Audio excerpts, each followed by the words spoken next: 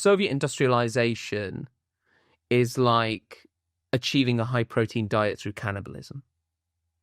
Right.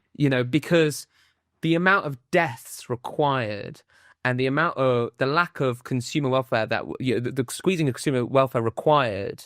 By the way, consumer welfare is just citizens' welfare. Consumers are people. People are consumers. And so that amount of suffering just to produce all these plants for nothing, right? Because they're not actually producing anything people want. And to prove that point, look at what happens when the Soviet Union collapses. What was being produced by this command economy was rubbish. Yeah. Nobody wanted it. Russian cars, Russian clothing. It was absolutely rubbish, right? So you built all these systems, but they're not producing what people want, and it doesn't measure up to what's being produced in the West, because Britain went through the same, even more impressive industrialization through 200 years. The US eventually caught up, and then the rest of Europe, through much less bloodletting,